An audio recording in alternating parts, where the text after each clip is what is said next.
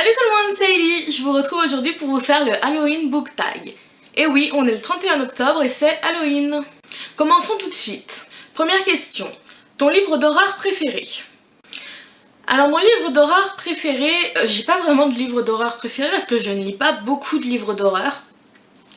Mais si je devais choisir un livre qui est plutôt une BD, ce serait The Walking Dead. J'adore vraiment cette BD et j'adore la série aussi et de toute façon j'adore les zombies. Donc voilà, mon livre préféré d'horreur, c'est The Walking Dead. On voit l'horreur du zombie, mais on voit aussi l'horreur de l'être humain et ça j'adore. Il y a énormément de thèmes qui sont abordés dans cette BD et c'est aussi pour ça que je la trouve très intéressante. Le moment le plus effrayant que tu as lu dans un livre? Alors, je sais pas si je suis influencée par les films, mais j'avais trouvé un peu effrayant, immonde quand dans Harry Potter, le dernier, quand Nagini était dans le corps de la vieille dame, j'ai oublié son nom, et qu'elle sort pour attaquer Harry, je sais pas, ça a été un petit peu effrayant. C'est compliqué en fait parce que pour m'effrayer dans un livre il faut vraiment y aller quoi. Je m'effraie pas facilement, généralement dans les films je trouve ça un peu dégueulasse ou des trucs comme ça. Mais je me suis pas effrayée on va dire, enfin pour me faire peur il faut vraiment y aller quoi. Demain tu me dis il y a une attaque zombie pour de vrai, là j'aurais peur. Mais pour me faire peur il faut vraiment y aller. Et du coup... Cette scène m'est quand même restée, en tout cas dans les films, ça c'est sûr et certain, cette scène m'est restée et même si c'est pas un livre d'horreur, il y a quand même des scènes un petit peu, voilà quoi. Vas-tu ou t'es-tu déjà déguisé comme un personnage de livre pour Halloween? Alors oui, une fois, je me suis déguisée en élève de Serpentard, parce que Serpentard c'est ma maison d'amour. Et donc je m'étais déguisée, j'avais mis une petite jupe noire, un pull gris, une écharpe verte et argent que j'avais tricoté moi-même, j'étais toute fière. Et puis voilà, je m'étais déguisée comme ça. Après, je suis plutôt déguisée en personnage de film. Généralement, par exemple, j'avais fait Mrs. Lovett de Sweeney Todd, où j'avais été aussi déguisée en Maléfique. Je suis en train de réfléchir en quoi d'autre. En Pocahontas, mais c'était pas pour Halloween. Le seul déguisement où c'était comme un personnage de livre, c'était donc en Serpentard. Comment penses-tu que ton personnage préféré se serait déguisé pour Halloween? Alors mon personnage préféré de tous les temps étant Ron Weasley. On reste dans Harry Potter. Hein. Je pense qu'il aurait essayé de se déguiser en truc un peu classe et tout, mais il aurait foiré complètement, genre en vampire. Ou alors il se serait déguisé en truc ridicule. En elfe de maison. En citrouille peut-être. Mais je sais pas, je le vois déguisé un peu loupé quoi. Un déguisement un peu loupé. Ouais. Parce que le pauvre, il est pas aidé quand même. Hein. Quel est ton type d'horreur préféré? Gore, psychologique, 3 petits points. Je suis pas très horreur psychologique, on va dire que ça ne m'atteint pas. Parce que j'arrive à faire la part des choses entre le réel et l'irréel. Et le raconter, l'histoire quoi. Et donc je suis plutôt horreur gore. Plutôt que psychologique où je vois même pas ce qu'il pourrait y avoir d'autre comme horreur. Le seul truc peut-être qui me fait un peu flipper et qui est pas gore, c'est les enfants fantômes. J'avais regardé Amityville et le remake, Amityville le remake.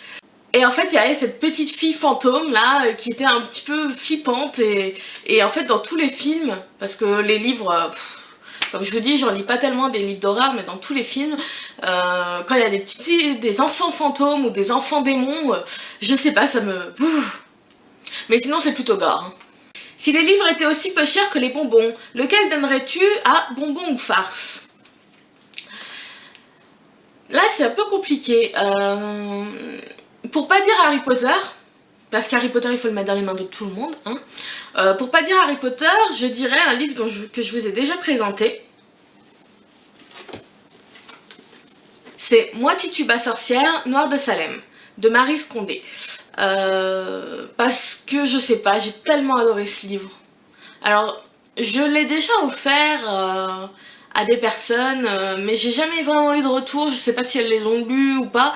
Donc c'est vrai que je sais pas trop si c'est moi, au moment où je l'ai lu, où j'ai été touchée par cette histoire, et je sais pas si c'est à ce moment-là que j'ai trouvé cette histoire bien et que si je la relisais ce serait nul, mais comme je préfère garder une note positive, je préfère pas la relire. Mais voilà, c'est vrai que si d'autres personnes pouvaient le lire, ce serait bien qu'ils me disent ce qu'ils en pensent. Mais en tout cas voilà, je mettrai ce livre dans les mains de tout le monde aussi. Pas trop jeune, parce qu'il y a quand même des histoires un peu, voilà, mais dans les mains de tout le monde à peu près grand. Sinon pour les enfants, c'est Harry Potter, hein.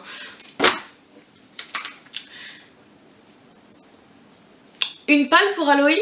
Alors, palle pour Halloween, je vous renvoie à ma vidéo palle à l'October. Je vous mettrai en fiche quelque part, je sais pas si c'est de ce côté ou de ce côté, je crois que c'est de ce côté.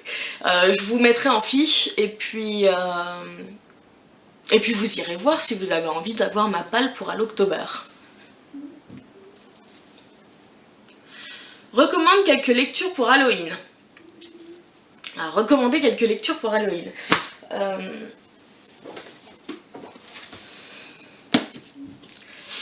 Alors évidemment, je recommande toujours et encore et toujours The Walking Dead, hein, voilà. Sinon en ce moment je suis en train de lire Horror Store de Grady Hendrix et je le trouve plutôt pas mal, même si j'ai un peu de mal à m'attacher aux personnages, je sais pas, je les trouve saoulants en fait, les personnages, mais sinon l'histoire en elle-même me plaît pas mal, et donc je dirais que c'est un livre pas mal à lire pour Halloween. Sinon il y a un livre aussi que j'avais lu il y a très longtemps qui s'appelle Je tue, et dont je me rappelle plus l'auteur. Je vous le noterai quelque part parce que là je me rappelle vraiment plus. Mais voilà, c'est un truc un peu gore où le gars il enlève la peau du visage de ses victimes, il laisse juste la chair quoi, et il marque je tue à côté et il fait ça sur plusieurs personnes et il y a une enquête policière et voilà. C'était un peu gore ça aussi d'ailleurs, mais j'avais beaucoup aimé ce livre. Et sinon un livre que je crois je vous ai présenté aussi dans un book haul, que je trouve très très sympa, c'est Quand les vampires ont les crocs. Alors c'est 50 recettes de cuisine et menus vampires de Alain Pozzioli. Je le trouve vraiment tellement sympa parce que bon, il y a des recettes, donc voilà, quand on aime cuisiner ou quand on sait pas quoi faire ou je sais que sais-je, il y a des recettes, mais il y a aussi tout ce qui est désolée, ça a coupé, donc je vous disais Quand les vampires ont les crocs. Il y a donc les recettes, mais il y a aussi beaucoup d'anecdotes sur des livres, des films qui parlent de zombies, de morts vivants, par exemple là, ici, ils disent le chocolat est la seule nourriture ingérée par Camilla, la vampire du roman de Joseph Sheridan Le Fanu, sans doute une vertu supplémentaire du chocolat. Et il y a aussi une petite biographie de Joseph Sheridan Le Fanu. Donc voilà, et il y a ça à toutes les pages, et vraiment il est super sympa, donc vous pouvez pas dire que c'est pas un livre, hein, c'est un livre, mais voilà, c'est un livre un peu différent puisque c'est un livre de cuisine. Voilà, j'espère que cette vidéo vous aura plu, je vous souhaite un très joyeux Halloween, je vous fais de gros bisous et je vous dis à une prochaine vidéo. Bye!